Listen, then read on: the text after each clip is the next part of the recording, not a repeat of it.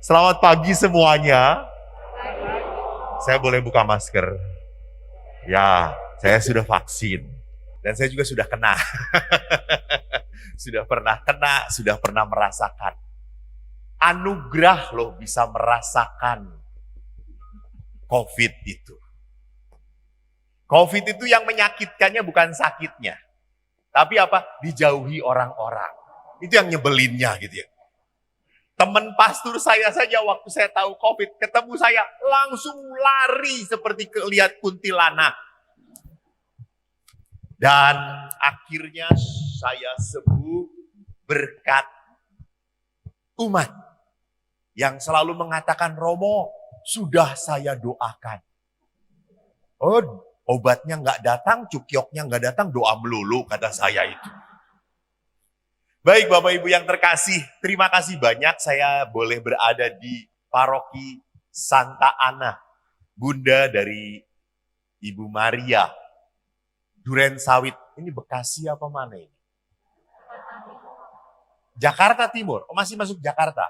Saya tinggal sekarang di Tangerang, pantesan tadi seperti keluar kota kata saya itu. Dan saya adalah muridnya Romo Sadioko, waktu saya di Seminari Mertoyudan. Sehingga waktu dipanggil Santa Ana, siapa pastor paroki? Romo Sadioko. Oke gitu ya. Gak enak hati. How ise istilahnya gitu. Saya banyak hutang budi. Kenapa? Karena waktu seminari saya banyak dimarahin oleh beliau. Sebetulnya saya mau balas dendam. Cuma beliaunya tidak ada tiba-tiba. Baik, saya diminta untuk berbicara tentang keluarga. Saya tertarik. Memang betul saya sekolah di Filipina untuk konseling keluarga. Mengapa saya tertarik dengan masalah keluarga? Karena saya tidak punya pasangan hidup.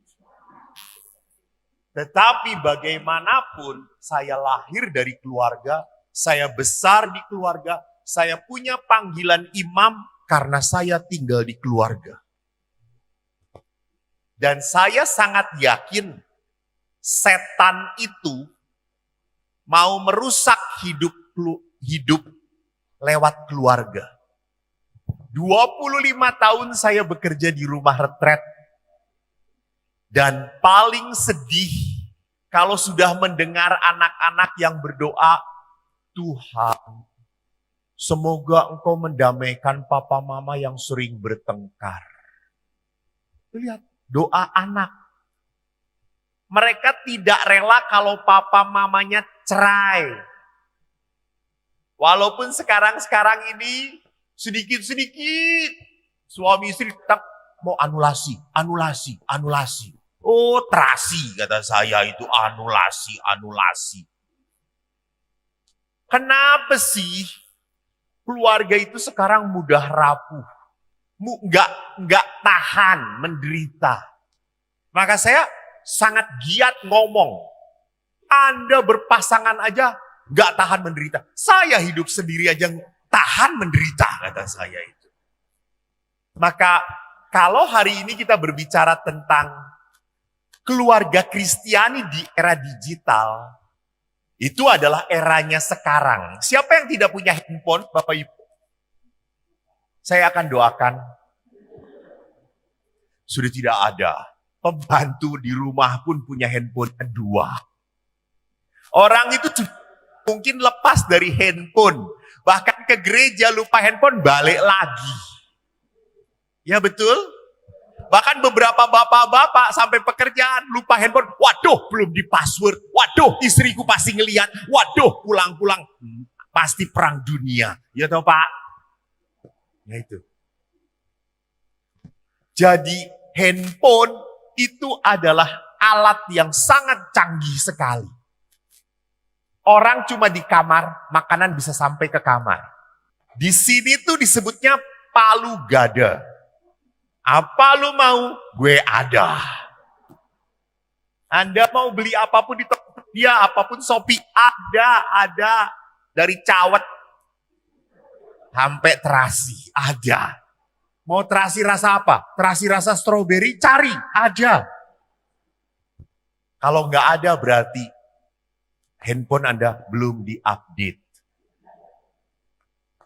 Jadi ini Bagaimana komentari oleh Bapak Paus? Bolehkah saya lihatkan bahan?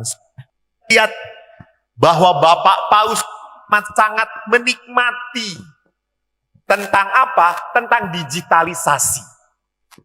Lihat, Bapak Paus pun senang sekali yang namanya selfie. Dan Bapak Paus pinter milihnya anak muda. Nggak mak-mak, nggak gitu ya. Kalau potret dengan mama itu repot saya. Kenapa repotnya? Sudah dipotret, ulangi lagi Romo. Kenapa? Kok sayanya kelihatan gemuk ya Romo? Awang memangnya gemuk kok Bu, kata saya itu. Ya saya miring sedikit, kata saya. Supaya ibu nggak kelihatan gemuk, ibu di belakang saya. Ibu nggak akan kelihatan gemuk, kata saya itu. Biarin saya saja yang kelihatan gemuk gitu ya. Jadi orang sekarang dengan yang namanya handphone, akhirnya apapun dipotret, apapun di film. Sehingga saya kalau ziarah, itu aduh mumet. Saya pernah ziarah dengan, saya kan dicintai oleh emak-emak. Sehingga saya aman panggilan saya. Lalu mama itu bawa handphonenya canggih-canggih. Setiap masuk hotel, semua menghadap saya, saudara-saudara. Romo tolong setting wifi-nya. Romo tolong wifi-nya. Wedan kata saya itu. Jadi umat mendatangi Romo itu sekarang untuk setting wifi, bukan untuk pengakuan dosa gitu ya. Dan setelah itu kita mau berdoa sedikit, potret sana, potret sini. Lalu saya ingat, ini tempat Yesus waktu kan kita kan ke Yerusalem. Kan di sana ada tempat Yesus naik ke surga, ada batunya toh. Batu tempat Yesus naik ke surga. Lalu seorang ngomong potret, terus saya ngomong, bukan yang itu, kata saya. Itu sih Yudas Iskariot ditenggelamkan gitu. Oh salah, yang mana Romo gitu.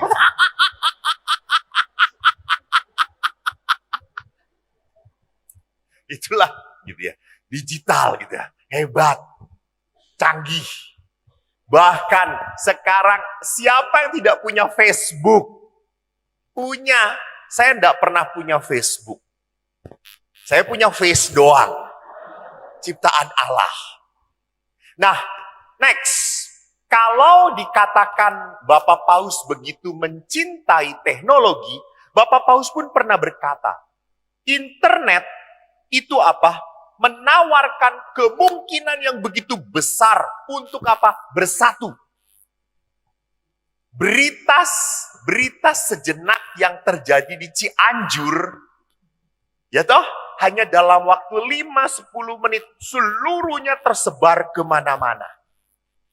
Sampai saya belum buka karena saya sedang seminar, baru selesai seminar, teman saya Australia langsung mengatakan, Romo, bagaimana di Cianjur? Emang ada apaan? Emang kamu kenapa gitu? Itu ada gempa. Begitu cepatnya tersebar. Bahkan pernah seorang oma-oma, karena kalau Anda lihat YouTube atau TikTok atau apa gitu, saya IG ya, Romo Eko masuk penjara di Cipinang. Hampir semua. Romo karena kasus apa? Nah, itu. Ya, orang bisa buat apapun supaya apa? Viral, heboh, yang penting rame sekarang itu. Jadi menyedihkan. Maka Bapak Paus mengatakan, this is something truly good, bagus, a gift from God. Jadi jangan mengatakan bahwa internet itu dari kuasa kegelapan. Dah. Kalau Anda dipotret pakai HP dan Anda nggak kelihatan, Andanya yang gelap. Bukan ini dari kuasa kegelapan gitu ya. Nah, Bapak Paus mengatakan bahwa internet itu bagus, rahmat Tuhan, maka yang harus kita benarkan adalah apa? Sikap yang seperti apa? Next. Mari kita lihat. Di dalam dokumen gereja tentang gereja dan internet, dikatakan di bab 1 nomor 1, gereja memandang sarana internet sebagai anugerah Allah. Sesuai dengan rencana penyelenggaraan ilahi, dimaksudkan untuk menyatukan manusia sebagai saudara. Jadi internet itu harus dipakai untuk menyatukan, bukan memisahkan. Tadi yang Romo ceritakan, satu keluarga sedang makan, mereka malah asik sendiri-sendiri. Itu memisahkan. Bapak, Ibu, suami, istri. Masih tidur sekamar? Loh, ini kan pertanyaan. Memangnya salah saya nanya seperti itu? Kan boleh toh gitu ya bertanya. Masih sekamar? Masih. Untungnya masih ya. Waktu Anda sebelum tidur, apakah Anda apa yang dilakukan terakhir? Menatap handphone atau menatap pasanganmu? Jujur, ini di gereja coy, ini di gereja. Tuhan mendengar saudara-saudara. Menatap siapa, Pak? Lihat dia. Lihat sejenak. Alah, dia lagi gitu ya. Kita banyak menghabiskan waktu untuk menatap apa? HP. Daripada pasangan kita. Sampai ada beberapa suami, saking seringnya nonton, lihat HP, dia lihat istrinya, loh kok kayak gini sih wajah kamu sekarang gitu. Jadi, Bapak Paus mengatakan, internet itu, teknologi itu, salah satunya ini kan hasil teknologi, harus dipakai untuk menyatukan. Nah, nanti saya perlihatkan bagaimana caranya bisa menyatukan. Karena kan semua orang punya keasikannya masing-masing. Jadi perhatikan, Bapak Paus sangat mendukung kalau teknologi ini menyatukan. Dan yang kedua apa? Menyelamatkan. Lihat, untuk penyelamatan, untuk karya keselamatan. Jadi ini apa maksudnya keselamatan? Orang itu karena penderitaan bisa langsung tergerak untuk berbagi. Cepat sekali. Cepat tanggapannya. Jadi tidak menunggu bantuan, nanti ya saya buat proposal dulu, modar duluan gitu ya. Enggak, langsung begitu saja. Betapa cepatnya karena apa? Teknologi. Ini maksudnya. Ini yang diterima oleh gereja. Next. Maka dikatakan bahwa dengan mempertimbangkan media komunikasi sosial, kami menemukan bahwa media komunikasi sangat membantu untuk menyegarkan hati, mengembangkan budi, menyiarkan, serta memantapkan kerajaan Allah. Nah ini, jadi media sosial itu pakai untuk menyiarkan kebaikan. Saya ingat apa yang dikatakan oleh Romo Yosef. Anda pasti kenal ya Romo Yosef. Romo Yosef pernah mengatakan, tolong, kalau menjadi orang Katolik, kita harus berani memviralkan kebaikan. Itu lihat, memviralkan kebaikan. Jadi membuat orang itu tahu, oh masih ada orang yang baik ya. Itu dia. Maka diingatkan oleh Bapak Paus, kita pun dalam teknologi hati-hati dengan jempol kita. Jangan mudah copy paste. Lalu kirim. Tapi kita harus dilihat-lihat mana yang penting, mana yang tidak, mana yang mengganggu. Karena seringkali juga umat nih, jadi kan kadang-kadang mendengarkan khotbah pastor itu kan seperti di alam surga tuh ya. Anda tahu tuh surga itu kan tempat pertemuan manusia dengan Allah. Sehingga berat manusia itu. Apalagi mendengarkan khotbah Romo yang amat sangat tentang malaikat-malaikat. Langsung semua manusia ini. Amin.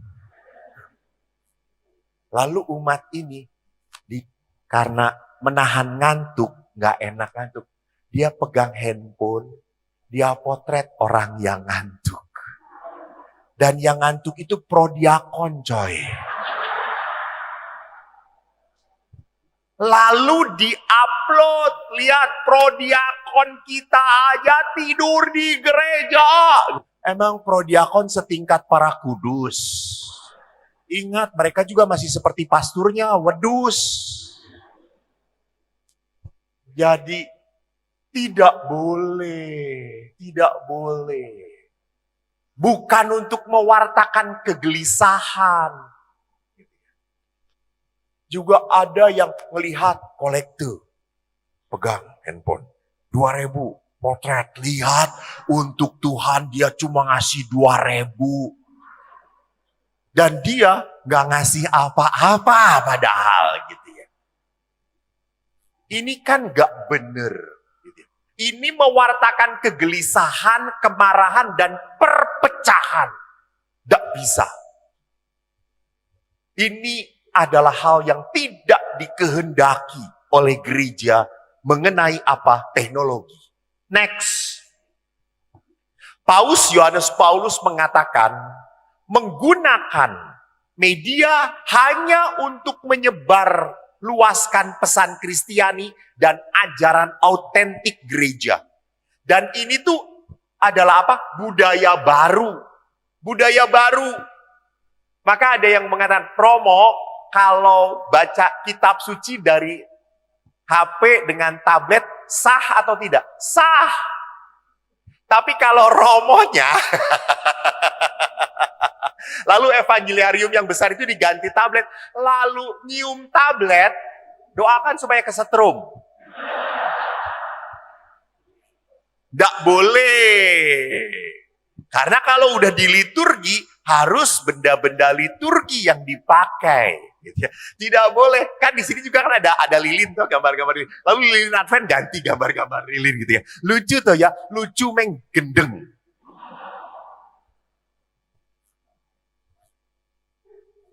Jadi lihat di sini, bagaimanapun sebagai manusia, kita masih tetap butuh simbol-simbol liturgi.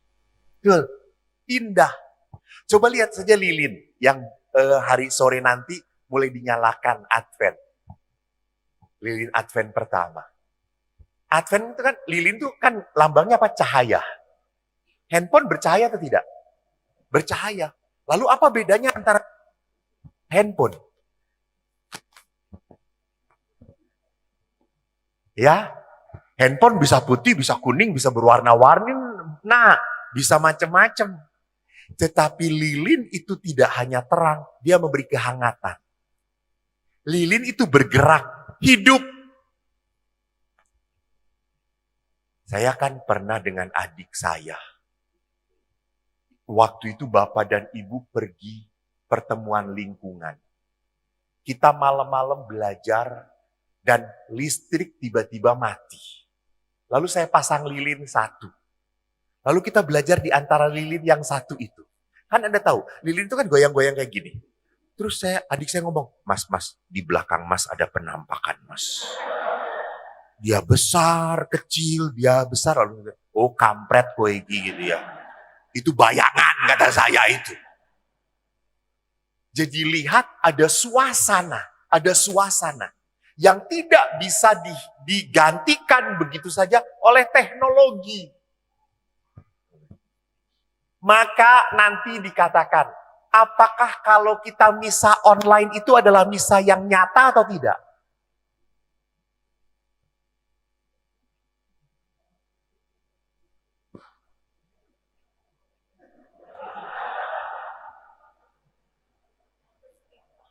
Ya, tidak langsung, Pak. Tapi HP-nya langsung ada di situ, toh, Pak. Bapak bisa menyentuh HP. Iya, berarti nyata, toh, Pak. Iya, nyata. Salah. Bahwa betul misa online itu tidak nyata. Bukan misa. Bukan misa. Sama, Pak. Kita juga maksudnya, Pak. Betul. Bukan misa yang nyata. Jadi jangan pernah, dulu kan dikatakan kan, mari kita menyanyikan lagunya Komuni Batin. Masih ingat? Karena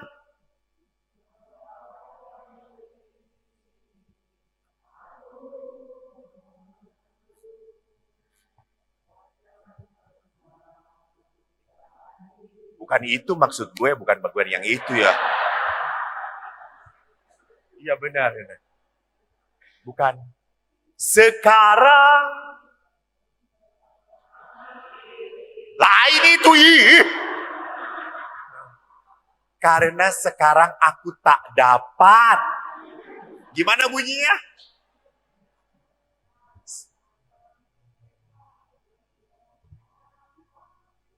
Ulangi. Ini urangin depannya. Ibu benar tapi falas, Bu.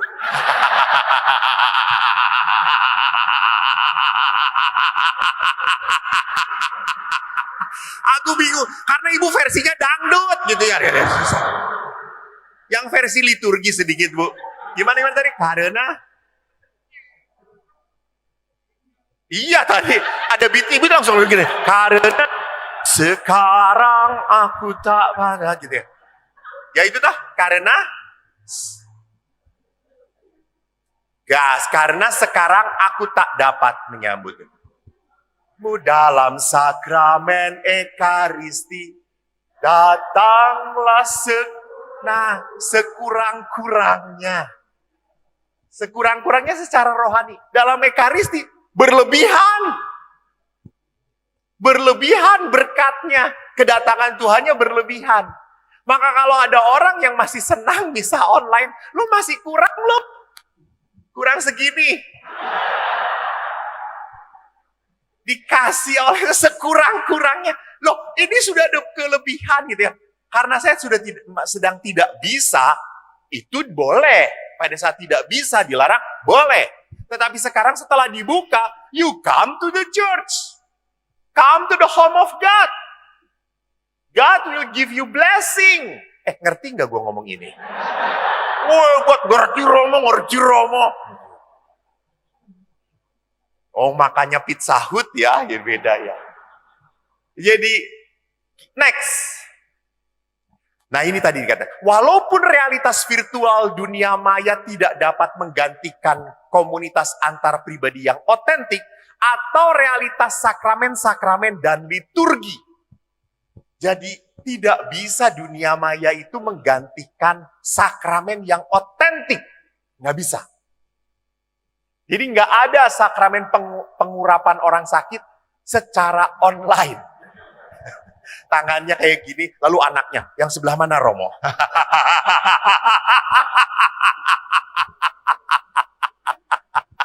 Kan ini perpanjangan tangan Yesus. Nggak bisa.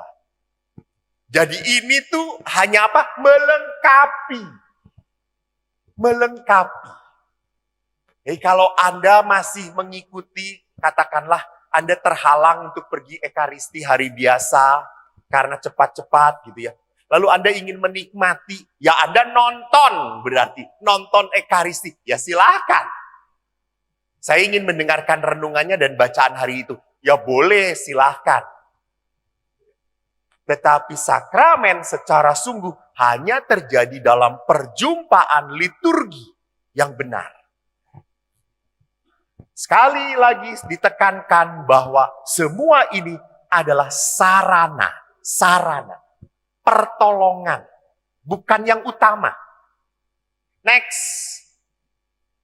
Gereja juga perlu mengerti menggunakan internet sebagai apa? Sebagai sarana komunikasi internal. Jadi untuk itu perlu diingatkan sifat khususnya, langsung seketika interaktif partisipatif. Maka bagus kalau kadang-kadang Legio punya grup Legio, grup prodiakon, grup lektor, grup kur, grup DPH. Bagus. Hanya tolong sekali lagi sesuaikan dengan semangatnya. Karena ada seorang ibu-ibu pernah komplain dengan saya. Sekali lagi bukan di Duren Sawit ya ini terjadinya. Di grup prodiakon muncul gambar-gambar wanita-wanita. Aneh ini Romo, kata saya itu. Bagaimana ini Romo? Terus saya ngomong, kirimkan Bu pada saya Bu. Saya belum punya Bu, kata saya. Jadi jangan sampai ada batu sandungan. Jadi kita itu harus memakai semua itu untuk apa? Untuk komunikasi internal langsung, seketika, interaktif, dan partisipatif. Sekali lagi, demi sebuah apa? Kebenaran. Demi sebuah apa? Keselamatan, kebaikan. Kan itu tujuan utamanya. Cepat, bagus untuk apa? Keselamatan, kebaikan. Saya kemarin, hari Minggu tanggal berapa ya? Saya lupa, Minggu sore. Sebelumnya, pada saat itu saya misa di lingkungan. Anda tahu sekarang daerah Lipo itu, di sini banjir nggak? Oh hebat, di kita masih banjir. Jadi apa yang terjadi, saya itu ke misa malam di satu wilayah.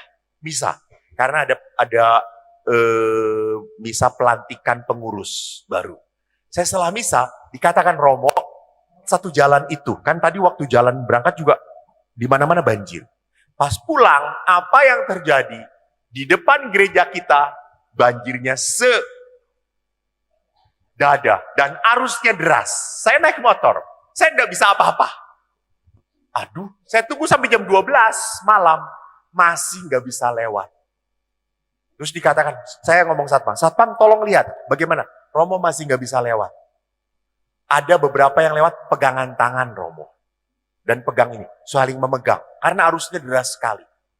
Oke, jam 1 masih nggak bisa lewat. Lalu akhirnya, saya setengah 2, saya WA teman saya. Aku besok pagi, misa, tolong gantikan. Saya nggak bisa pulang. Saya akhirnya telepon umat, kamu punya sofa nggak? Ada Romo, saya tidur di sofa kamu. Lalu saya akhirnya tertambat, padahal ke gereja itu cuma beberapa meter lagi. Gitu ya. Tapi karena komunikasi, teman saya ngomong, pagi-pagi, kamu nggak bisa-bisa? Ya, oke, saya ganti misanya. Lihat, coba kalau nggak ada handphone. Nah itu dia. Jadi perhatikan bahwa komunikasi itu bisa langsung, interaktif, seketika, dan sekali lagi demi kebaikan. Next. Apa hal negatif dalam internet? Jadi lihat pada tingkat yang sangat dalam, dunia media sosial kadangkala bisa tampak tidak jelas dan malah bersikap memusuhi iman dan moral Kristiani. Hati-hati. Salah satu yang mulai digrogoti sekarang itu adalah apa? Kenapa sih di dalam gereja Katolik perkawinan hanya sekali aja? Kenapa nggak boleh cerai? Yang lain juga kawin cerai oke aja sih. Kenapa yang Katolik nggak oke? I think something wrong dengan gereja Katolik. Ya. Karena apa? Karena arusnya seperti itu. Orang nggak cocok cerai. Ngapain hidup bareng kalau nggak bahagia? Kan istilahnya kayak gitu tuh sekarang. Ngapain hidup bareng kalau nggak bahagia? Hey, ingat. Sewaktu kamu mau menikah, kamu yakin akan bahagia. Betul atau tidak? Betul. Jadi sekarang yang membuat tidak bahagia itu bukan Allah salah menyatukan. Bukan apalagi salah pilih, ya Allah Tuhanku Yesus. Tobatkanlah dia Tuhan. Yang tadi berdoa pembukaan. Betul toh? Bukan salah pilih. Salah menatanya. Karena perkawinan itu harus ditata. Dalam perkawinan ya seperti itu. Jadi ada yang bertanya, Romo, suami saya dulu itu, selalu kalau ada apa-apa ngomong, cerita. Gitu. Dia selalu sharing gampang, diajak juga nyambung. Sekarang Romo setelah perkawinan, gak pernah mau ngomong lagi, diem aja. Kalau ngomong tuh singkat doang. Lalu tanya saya pada suaminya, Pak, katanya dulu waktu pacaran banyak ngomong, cerita. Lah sekarang kok nggak pernah mau. Lalu dia ngomong apa? Romo, bagaimana saya bisa ngomong? Istri saya ngomong terus. Lalu si bapaknya, Romo tahu toh setiap wanita itu harus berbicara 30.000 kata. Dan kalau tidak tuntas 30.000, ditambahin ke hari berikutnya, saudara-saudara. Jadi bisa jadi 40.000, 60.000 dimasukin terus. Jadi bapak-bapak, tuntaskan tugas mereka sehari. Terus. Baru 10.000, terus. Anda cuma, ya.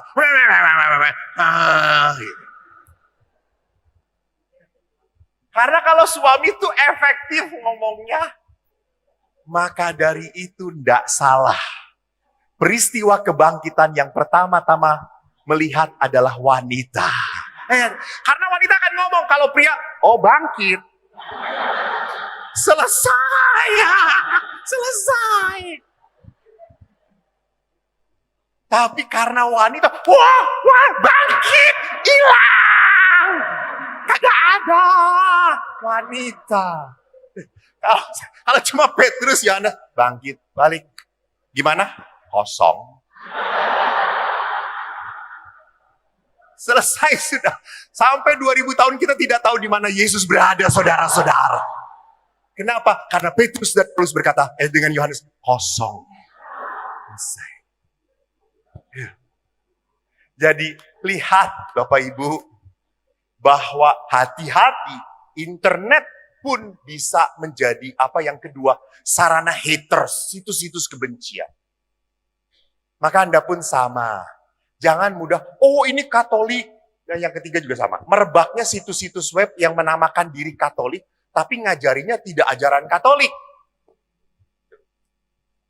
Pernah toh diangkat, Bapak Paus sudah meresmikan perkawinan sesama jenis. Heboh tuh di gereja gue. Romo, ini ada berita seperti ini, bagaimana Romo? Terus saya mengatakan, mau daftar.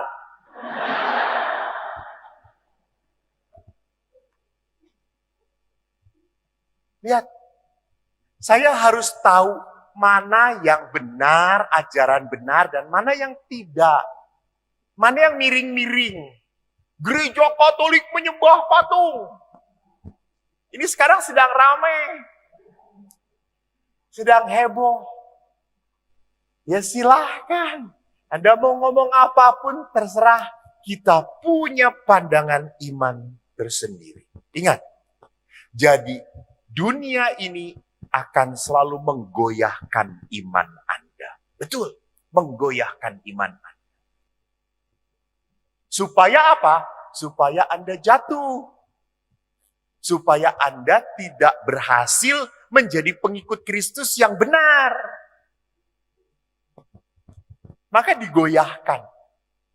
Maka saya selalu ngomong, tolong para istri, kalau sedang goyah, ya, dengan suami Anda, jangan kumpul dengan istri-istri yang senasib. Bahwa orang-orang senasib itu biasanya berkumpul sama-sama. Karena apa? Energinya sama. Gitu ya. Suami gue kayak gini. Lalu yang akan jawab, sama gue juga, lebih parah. Gitu ya. Gue ingin cerai, teruskan nak perjuanganmu. Bagus, dalam nama Yesus, cerai. Salah. Komunitasnya salah. Anda akan salah, tersesat. Maka saya itu berkomunitasnya belajar untuk mencari mana yang aman, mana orang-orang yang memberi kekuatan bagi saya.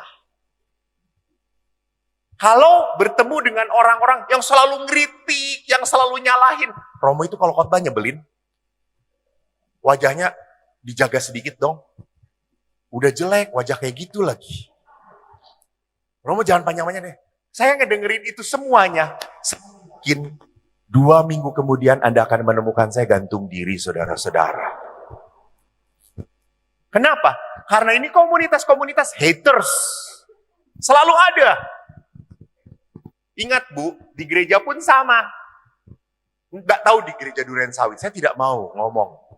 Daripada saya pulang nggak aman. Di gereja pun begitu. Yang aktif sedikit, komentatornya banyak. Oh di Duren Sawit juga gitu. Tuhan, sama aja. Pada saat kita aktif, diomongin, diceritain. Wah, dia membacanya nggak enak, kurang baik. Suruh dia baca. Pasti ayam aja kagak ngerti. Banyak haters dimanapun. Maka ini kalau kita dengarkan, merusak batin kita. Next. Maka mari sekarang kita lihat realitas virtual tidak bisa menggantikan kehadiran nyata Kristus dalam Ekaristi. Tadi yang saya bacakan bersama Bapak. Tidak ada sakramen dalam internet. Pengalaman religius terjadi karena rahmat Tuhan. Tidak cukup jika dipisahkan dari interaksi dunia nyata. Jadi, pengalaman perjumpaan dengan Allah di dalam liturgi harus sungguh dirasakan. Bu, mari kita lihat Ekaristi. Hebat deh. Di dalam Ekaristi kan ada tata gerak, tata suara, ya toh, tata nada. Saat imam berarak dari belakang ke depan, Mesdinar Putra Alta sudah mengayunkan apa? Wiruk. Dengan wangi. Wangi wiruk itu harus wangi yang beneran wangi, bukan membatukkan. Di sini membuat batuk. Enggak ya, wangi. Oh, duren sawit, levelnya Vatikan, beda gitu ya. Jadi wanginya itu memang harus wangi aroma surga. Lalu bagaimana pada saat itu imam berarak dan bernyanyi, saudara, mari semua, ada tata suaranya. Ada ting, bunyi bel. Semua berarak. Lihat di sini. Ini tuh tidak bisa dirasakan pada saat lihat internet, di TV. Konsekrasi, dung, kita mengangkat, menyembah, lalu membungkuk. Itu hanya terjadi pada saat ada suara, ada gemerincing bel, kita melihat gerakan imam mengangkat tubuh Kristus, dan kita menatap, ya Tuhanku dan Allahku. Perjumpaan itu hanya terjadi di dunia realitas, nyata. Jadi, Bapak Paus mengatakan tidak bisa digantikanlah sakramen itu dengan internet seperti apapun. Secanggih apapun. Maka dulu kan hampir terjadi komuni delivery service.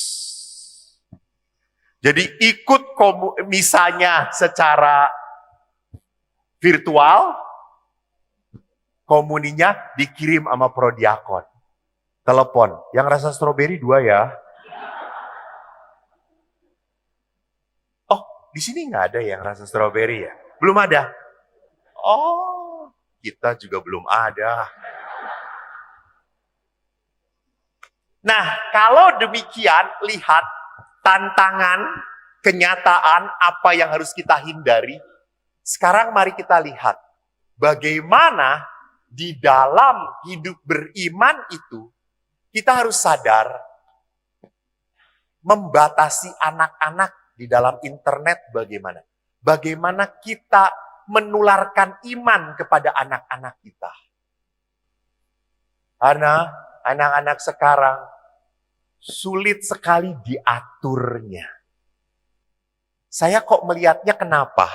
Karena zaman dulu anak banyak. Jadi orang tua tegas. Sekarang anak cuma 1 dan 2. Orang tua tegas kepada anak selalu, kasihan, jangan dia menderita nanti. Itu lihat, atas nama kasihan, akhirnya anak Anda jadi tidak kuat. Akhirnya anak Anda terbuai oleh apa? Oleh kasihan, kenikmatan. Anak menjadi tidak keras, tidak mudah bertahan, karena kasihan. Sekarang banyak orang tua yang mengalah dengan anak-anaknya. Saya pernah tanya kepada anak-anak, "Nak, kamu pernah didiamin sama mama papa enggak?" "Pernah." "Terus gimana?" "Ya sudah, saya diemin aja." "Terus Terus gimana? Nanti juga mama ngomong sama saya. Lihat. Zaman saya diemin ayah, sampai kapanpun ayah tidak akan menyapa saya. Sebelum saya minta maaf dahulu. Ayah diemin. Saya ngomong, saya nggak mau makan. Nggak dikasih makan.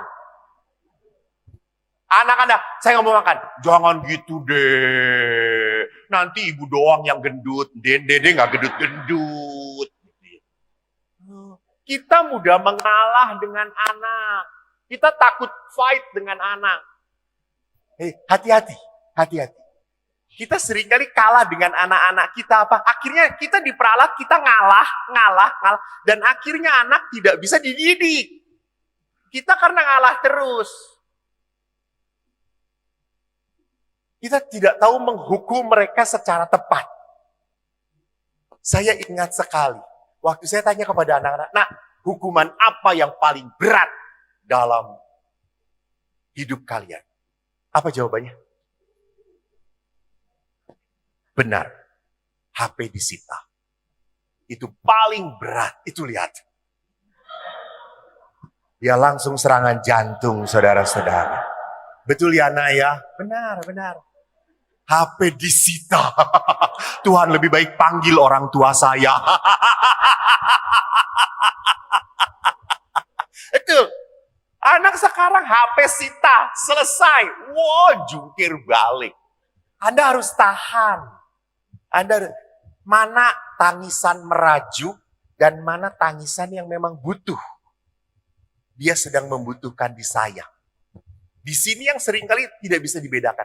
Nah, mari sekarang kita lihat bagaimana pendidikan iman pun harus benar. Next. Ini nanti amplopnya banyak dipotong, ini next. Saya kebanyakan. Next. Selesai, lihat. Ini. Thank you. Next. Nah, oke. Orang tua di dalam Gravissimum Educationes itu adalah dekrit tentang pendidikan anak, adalah pendidik yang pertama dan terpenting. Ingat ya, 3 tujuan perkawinan.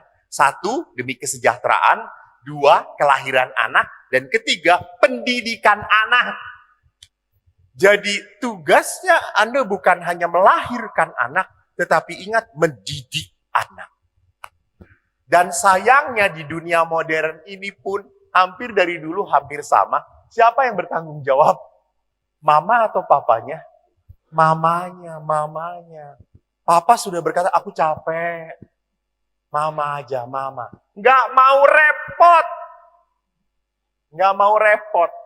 Dan mama sekarang pun sama mendidik anak. Kalau ngajarin anak, ujung-ujungnya berkelahi. Maka yang ngajarin suster. Lalu anaknya ranking 1, mamanya ikut bangga. Apaan hubungannya? Kamu nggak ada memberikan atribut apapun, memberikan distribusi apapun. Yang suster yang ngajarin, anak pinter, kamu yang bangga. Gitu ya. No. Jadi perhatikan, di dalam Gravissimum dikatakan, orang tua yang pertama dan terutama. Next. Maka tantangan dalam hidup kasih apa? Kasih orang tua adalah elemen dasar dan sumber yang menentukan kualitas peran orang tua sebagai pendidik. Maka Bapak Ibu, maaf, Anda akan beres mendidik anak-anak kalau relasi suami istri ini beres. Jadi kalau relasi suami istri ini nggak benar, masalah sekecil apapun jadi besar. Tapi kalau relasi suami istri ini baik, masalah sebesar apapun bukan jadi kecil ya, tetap besar, coy. Ya Allah, Tuhan, 2 kali dosamu. Masalah sebesar apapun tetap dapat dihadapi. Karena relasinya baik. Jadi memang kunci utama dari pendidikan anak dan permasalahan keluarga adalah relasi suami istri. Next. Dan di dalam relasi, kata komunikasi tidak pernah bisa dihindari. Bicara, kapan terakhir Anda ngobrol dengan pasangan Anda? Jangan-jangan waktu pacaran dulu. Sekarang hanya jawabannya, ya, tidak, terserah. Hanya seperti itu saja. Tapi udah jarang lagi intens ngobrol. Sekali lagi, memang laki-laki beda ya Bu ya. Agak susah. Saya pernah dengan Romo, teman saya. Saya kan orang ekstrovert, senang cerita, ngobrol. Suatu hari kami ada pertemuan para pastor KAJ di Cipanas. Pulang jam 2 siang. Pas macet-macetnya, sampai Gadok jam 7 malam. Dan di mobil itu cuma saya berdua dengan pastor yang satu, kepala paroki. Saya setir. Lalu saya kan aneh toh kalau cuma diem. Terus saya cerita, "Boy, di sini Romo, satenya enak-enak sekali, banyak sekali rumah makan satenya." Apa jawab dia? "Oh."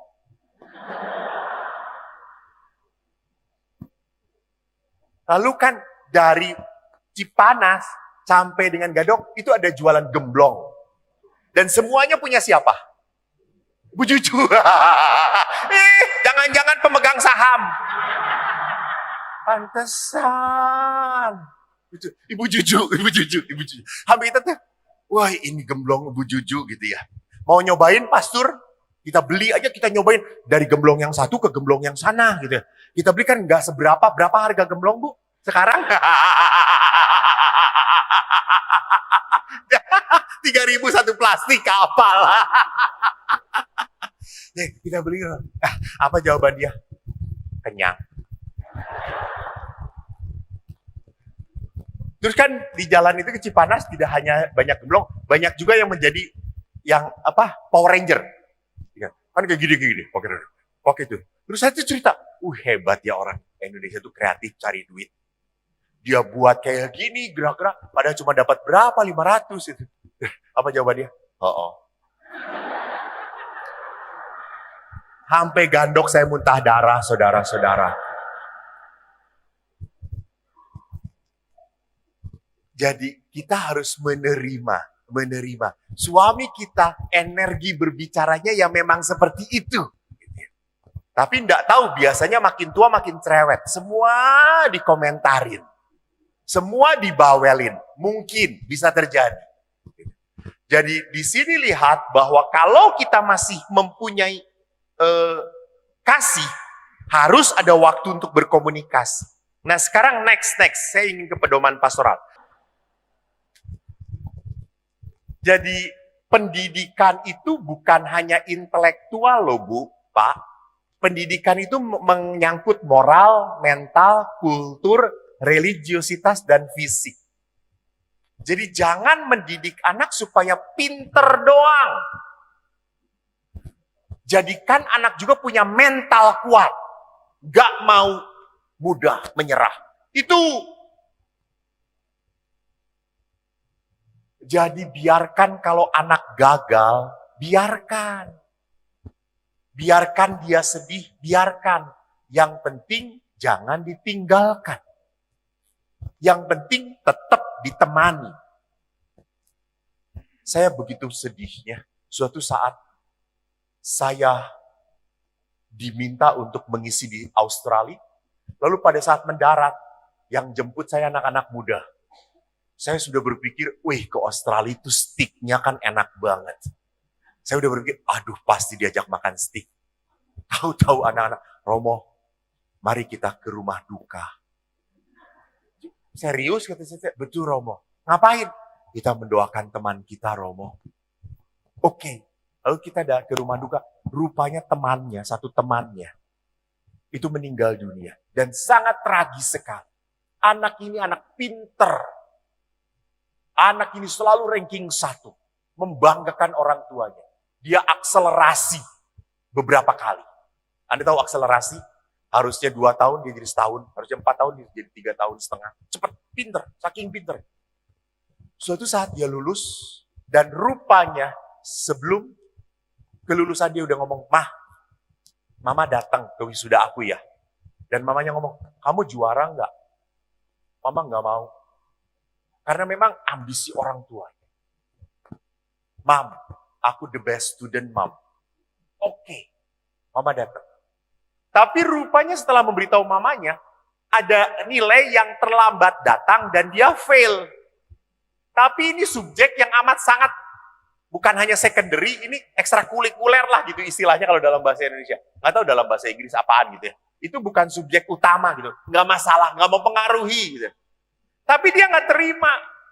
Dia fail. My goodness, nggak ada dalam sejarah hidup saya fail. Akhirnya saking kecewanya, hari di mana mamanya mendarat, dia naik ke atas dan dia loncat dari gedung atas. Bunuh diri. Ya, karena apa? Dia pinter, tetapi tidak tangguh. Maka biarkan anak belajar jatuh, gagal, biarin. Yang penting bangkit lagi. Karena kalau tidak pernah jatuh, kelak akan jatuh dari tempat yang tinggi. Dan dia tidak bisa apa-apa lagi. Ini masalah besar. Jadi Pak, Bu, ingat ya. Anda tidak akan selamanya menemani anak Anda.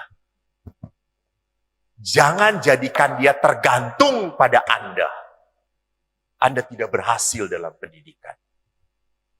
Jadikan dia bisa sendiri.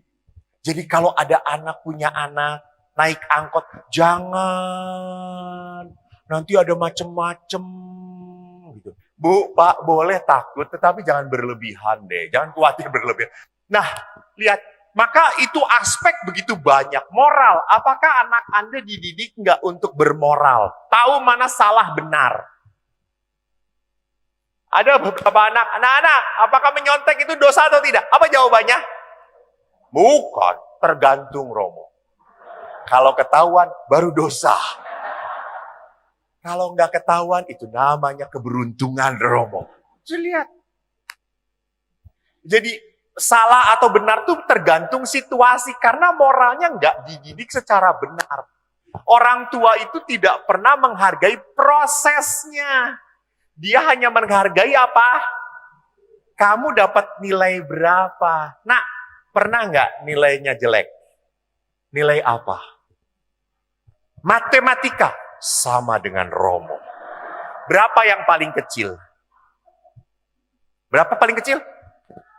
Paling kecil. 60 paling kecil. Lalu diberikan kepada mama. Apa komentar mama? Ya ampun, mamamu sakit, Nak. 60 belajar lagi. Pastur 30, Nak. Dan bapak pastur ngomong apa? Belum pernah digantung sama bapak ya.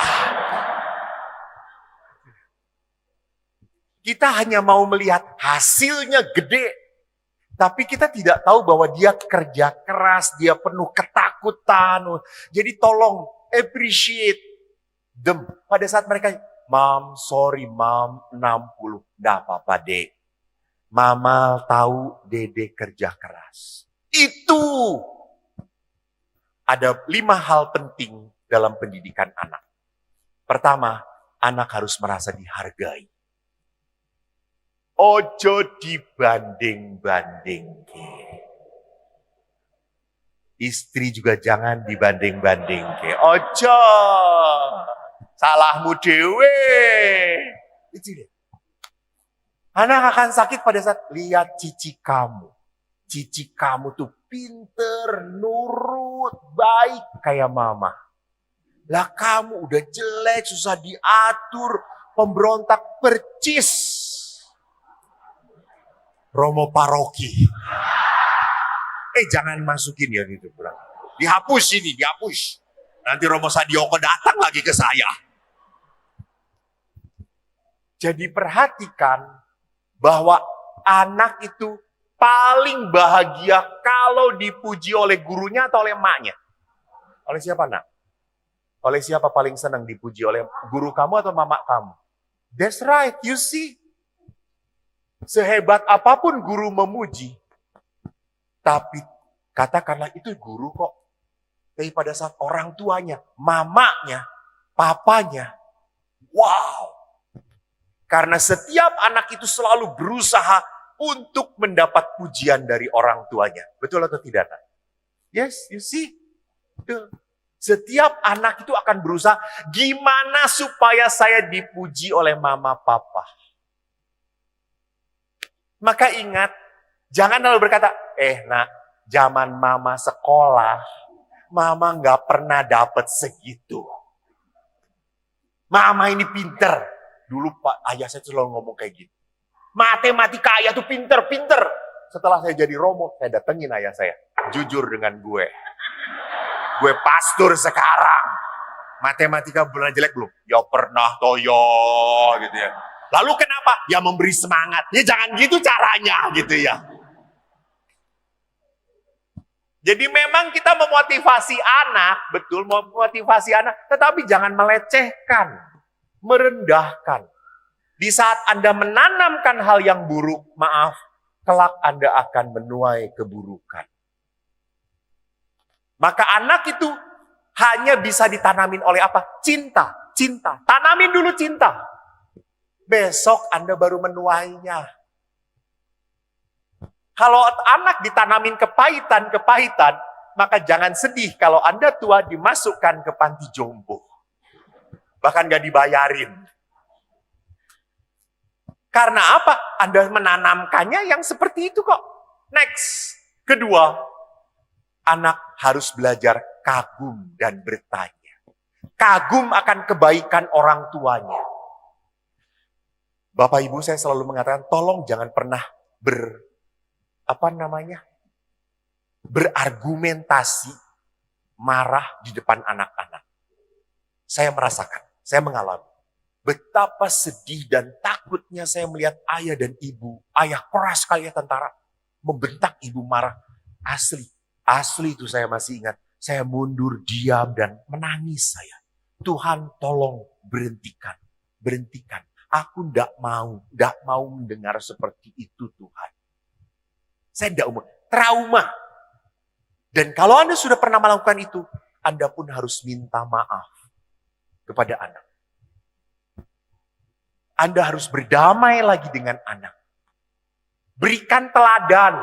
Sehingga anak kagum. Wow, papa berdoa bareng. Gak cuma pinter nyuruh doa. Dede doa ya sebelum tidur. Jangan lupa buat ada salib. Papa nanti setelah Dede. No. 5 menit, 3 menit. Kenapa nggak satu salam Maria aja bareng? Itu menjadi good habit bagi anak. Om, papaku berdoa juga ya. Saya ingat, saya punya keponakan, adik saya yang perempuan nomor 3 menikah dengan beda gereja. Suaminya itu gereja Kristen Jawa, GKJ. Lalu kalau berdoa bersama dengan adik saya, anak-anak adik keponakan saya itu dididik secara Katolik. Lalu berdoa tanda salib. Lalu keponakan saya sudah mulai protes. Mau bapak enggak tanda salib?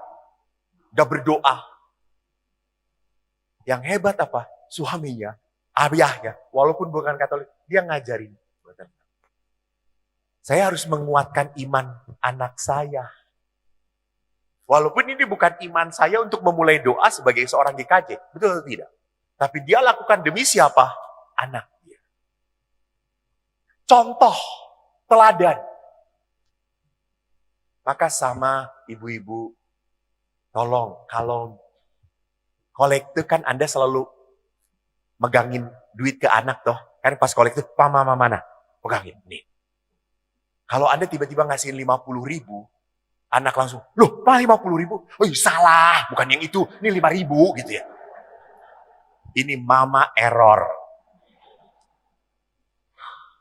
Kalau Anda misalnya sudah ngasih 100.000, mah gede banget. Hei, Tuhan sudah memberkati kita. Berikan kepada Tuhan yang terbaik. Wow, ini pendidikan iman. Jadi jangan, aduh salah nak. Ya sudah itu kolekte untuk 1 tahun ya nak. Setahun ke depan kita tidak kolekte ya nak ya. Kenapa? Sudah dirapel. 3, next.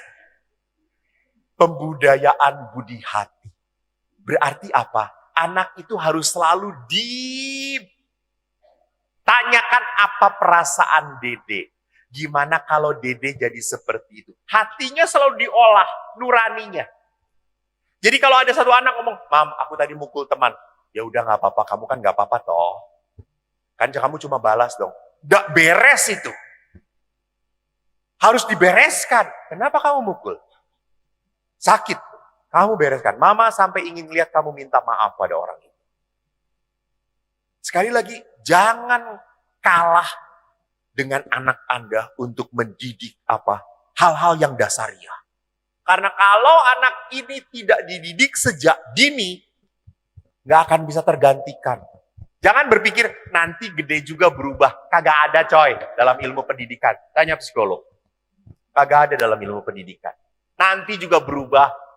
Mau menikah, nanti sudah menikah juga akan jadi baik kok. Nggak akan, malah jadi kampret. Nggak bisa. Semua harus dibentuk, dididik sejak awal. Maka anak juga harus dirasakan. Anak, kamu sedih. Mam, aku sedih. Yo. Jadi kalau anak mau cerita, Mam, sedih banget, Mam. Miss, kan gurunya kan kadang-kadang manggil, Miss meninggal loh, Mam. Anda jangan menanggapin. Namanya juga manusia, semuanya pasti mati gitu ya. Please. Cerita dong, kenapa Dede sedih? Ya udah nanti kita doain. Itu dia. Karena anak kecil pun sama. Anak punya boneka dan memanusiakan boneka itu. Betul atau tidak? Gitu? Bonekanya disayang, dipeluk. Anda jangan mengatakan, itu cuma boneka ngapain? No. Bagi seorang anak di bawah usia 1 tahun, boneka itu hidup bagi dia. Maka diajak ngomong, dimandiin, dielapin, dikasih baju. Mereka belajar apa? Relate dengan hati. Dengan hati. Maka ada beberapa anak yang nggak bisa tidur kalau bonekanya tidak di bawah. Betul. Jadi ada relate. Sama dengan anak-anak sekarang dengan susternya. Mamanya pergi, mama mau pergi, nggak nangis. Susternya cuti, nangis dia. Karena bau mama asing bagi dia. Bau suster, bau encus, nyatu bagi dia. Relate, nah itu hati. Maka suatu saat saya kagum banget ikut pesta perkawinan. Dan surprise-nya itu membuat saya kaget. Yang menikah memanggil ke depan suster yang sudah mendidik dia sejak kecil. Edan, kata saya. Ini anak ini punya hati. Dia mengatakan bahwa saya besar, saya diajarin, didisiplinkan oleh suster. Susternya dikedepankan. Dia punya hati. Ini budaya. Ini pendidikan. Next. Hampir terakhir. Nah, disinilah perlunya dialog dengan anak-anak sekarang. Bicara. Seorang anak SMA, dia rajin putra altar. Di sini putra altar atau Mas Dinar disebutnya? Mas Dinar. Dia putra altar. Lalu suatu saat, dia itu ingin sekali lulus SMA, masuk kuliah ke menggambar. Karena dia pinter desain. Lalu bapaknya ngomong, gak ngapain desain. Anak ini pinter. Kamu masuk kedokteran.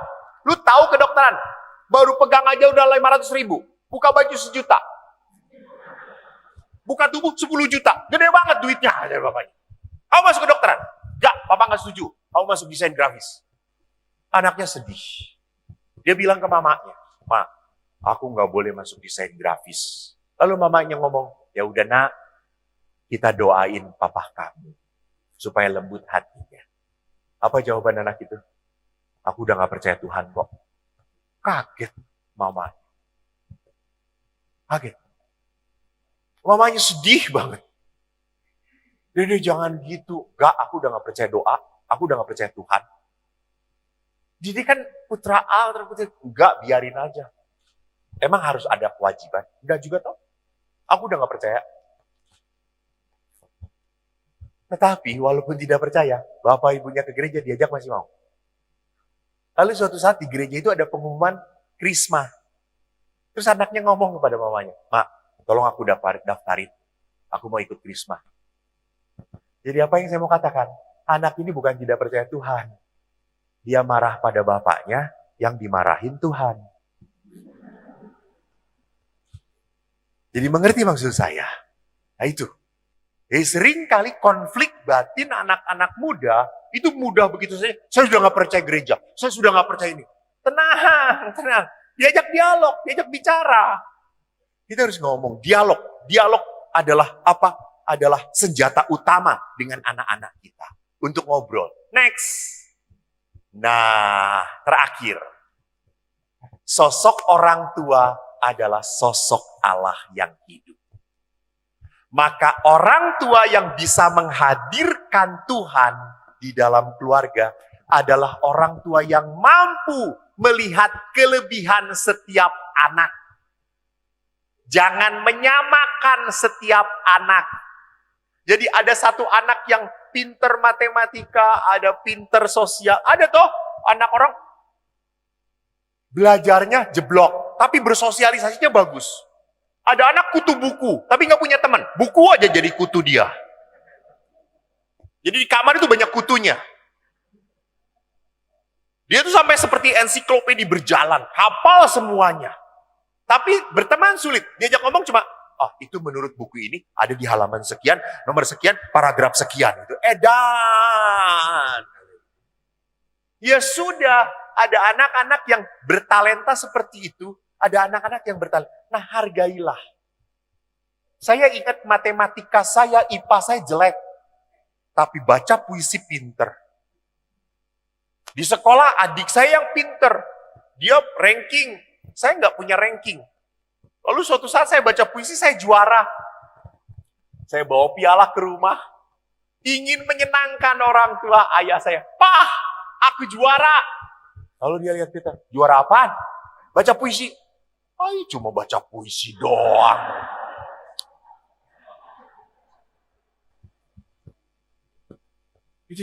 Lihat. Ini bukan sosok Allah. Jadi sosok Allah adalah apa? Sosok yang sadar bahwa Bapa itu bukan sang pemanah. Bapa itu adalah busur. Dan anak Anda adalah anak panah. Dan sang pemanahnya ialah siapa? Tuhan. Tuhan lebih tahu apa yang terbaik bagi anak Anda. Jadi Bapak Ibu, jangan pernah lupa, kalau anak Anda rankingnya jelek, tenang, dulu saya juga jelek. Tapi sekarang dicari orang. Tuhan memberkati. Terima kasih.